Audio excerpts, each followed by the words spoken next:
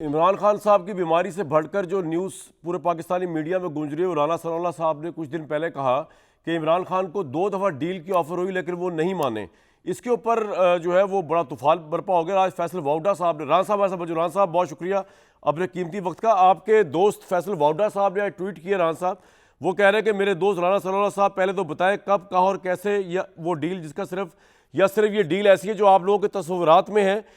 رانا صاحب ہوا میں سیاسی تیر نہ چلائے ورنہ اڑتے تیر کی کہاوت آپ نے سنی ہوگی۔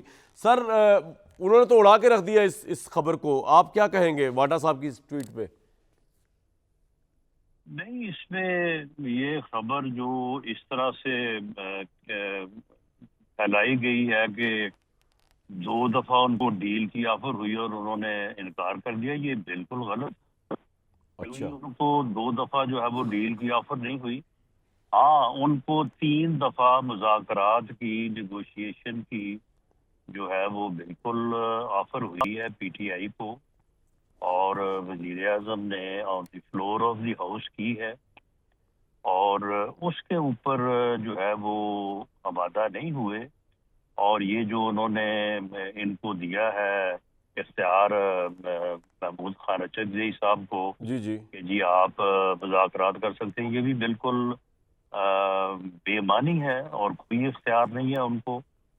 عمران خان صاحب جو ہیں وہ سیاسی جماعتوں کے ساتھ بیٹھنے یا مذاکرات سے بالکل ان کی یہ سیاست ہی نہیں ہے، یہ پالیسی نہیں ہے۔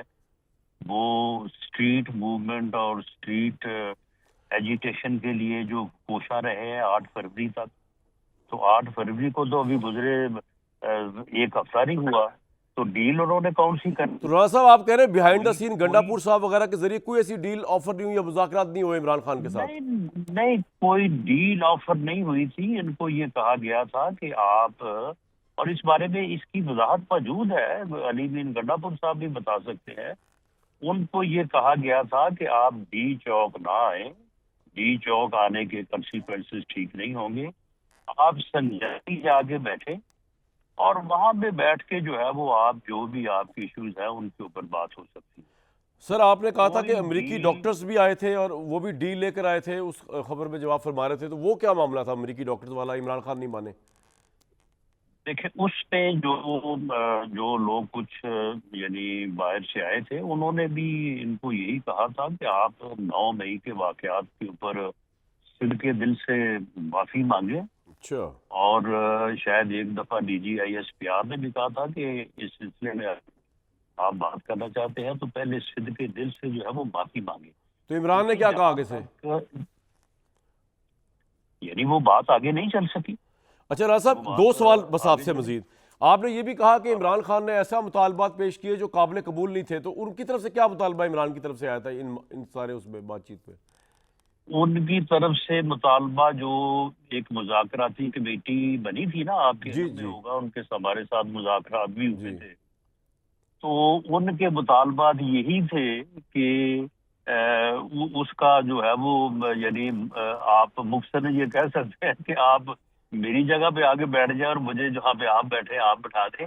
اچھا یہ ہمیں کہہ رہے تھے کہ جی ایک جو ہے وہ کمیشن بنائیں، اچھا اپنا جوڈیشل کمیشن، اور وہ 9 مئی اور 26 نومبر کے واقعات کے اوپر جو ہے وہ انکوائری کرے، اچھا اور اس کی سربراہی جو ہے وہ سپریم کورٹ کے سینئر ترین جج، اب اسے آپ سمجھتے ہیں کہ کس صحیح، کا کہہ رہے تھے، وہ ان کو دے۔ اچھا تو پھر میں نے ان کو جواب میں یہی کہا تھا، میں نے کہا تھا کہ پھر آپ کا تو یہ مطالبہ آپ اس طرح سے کیوں کر رہے ہیں، پھر آپ سیدھی بات کریں گے جو آپ کہنا چاہ رہے ہیں۔ تو اس لیے اسٹیبلشمنٹ کی طرف سے نہ ان کو کوئی ڈیل کبھی آفر ہوئی ہے، نہ کبھی ہوگی۔ وی آر پولیٹیکل گورنمنٹ، ہم ہمیشہ جو ہے وہ ان کو یہ کہتے ہیں کہ سیاسی معاملات کے اوپر آپ پارلیمنٹ میں موجود ہیں، آئے بیٹھیں ہمارے ساتھ جو ہے وہ ڈائلاگ ہے۔ رانا صاحب وزیر بس اعظم نے یہ بتا دیجئے کہ محسن نقوی کے حوالے سے جو گنڈا پور صاحب نے کہا کہ جی محسن نقوی صاحب نے فیلڈ مارشل صاحب کے سامنے بات کی عمران خان کا معاملہ حل کرنے کے لیے، اس کو آپ تصدیق تردید کرتے ہو کہ محسن نقوی صاحب نے اس کی تردید دی کہ انہوں نے کہا ہاں جی میں تو سمجھتا ہوں ہر مسئلے کا حل مذاکرات ہے؟ تو دیکھیں بات تو وہی آ گئی نا. محسن نقوی صاحب نے بھی یہی کہا کہ مذاکرات ہونے چاہیے سیاستدانوں کے درمیان, اور D G I S P R کا بھی یہ موقف کئی دفعہ سامنے آیا ہے کہ ہم کوئی مذاکرات نہیں کر سکتے, نہ ہمارا یہ مینڈیٹ ہے, لیکن سیاسی جماعتوں کو آپس میں مذاکرات کرنے چاہیے, آپس میں بیٹھ کے سیاسی ایشوز کو جو ہے وہ ریزالو کرنا چاہیے. رانا صاحب بس آخری اب کوشچن. آپ دیکھیں آپ میری آپ کے ساتھ بات ہو رہی ہے, جی جی اس بات میں سے کوئی ایک فکرہ نکال کے تو اس کو دوسری طرف سے چلانا شروع کر تو پھر اس کا تو کوئی علاج نہیں ہے. اچھا رانا صاحب کوئی ایسی بات نہیں کی میں نے کہ ان کو ڈیل آفر کی گئی ہے, ٹھیک ہے, کوئی آفر ہمارے پاس ہے ان کے لیے. معاملہ یہ ہے کہ ان کو چاہیے کہ وہ سیاستدان بنے اور سیاسی جماعتوں کے ساتھ بیٹھیں. سر عمران خان کیا کرے اگر وہ الیکشن کے مطالبے دستبردار ہو جائے تو وہ باہر آ سکتا ہے کہ الیکشن تک ویٹ؟ ہاں جی, کہ الیکشن ہی دوبارہ ہوگا. نہیں دیکھیں 18 کے الیکشن کے بعد ہمارا وہی موقف تھا نا جو ٹھیک ہے, عمران خان صاحب کا اب ہے. تو کیا ہم الیکشن کے مطالبے سے دستبردار ہوئے تھے؟ نہیں ہوئے تھے, لیکن ہم نے سسٹم کے درمیان سسٹم میں رہ کے ہم نے جدوجہد کی, اور اس جدوجہد کے نتیجے میں اللہ تعالیٰ نے ہمیں کامیابی دی.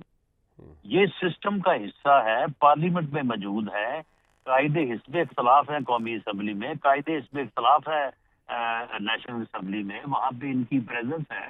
تو یہ سسٹم کو جو ہے وہ گھراؤ جلاؤ کرنے کی بجائے, راستے بند کرنے کی بجائے, اسلام آباد چڑھائی کرنے کی بجائے یہ سسٹم میں رہ کے رانا صاحب لاسٹ کوشچن. آپ نے کل کہا کہ عمران خان کا دل جیل میں لگ گیا, تو اس کا مطلب یہ عید تو چھوڑے, اگلی کئی عیدیں اس کا مطلب وہ جیل میں آپ دیکھ رہے ہیں انہیں.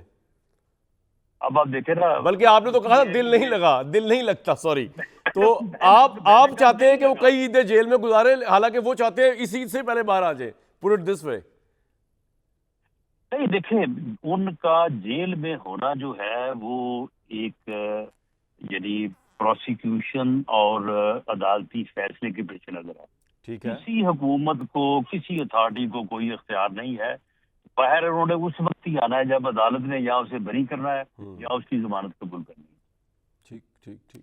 رانا صاحب نے یہ ڈیل کے متعلق خبر بریک کی تھی, جس کے بعد عطا تارڑ صاحب نے بھی اس کی تردید کی, خبروں کی سختی تردید کر رہے ہیں, اور آج واٹا صاحب نے بھی کر دی.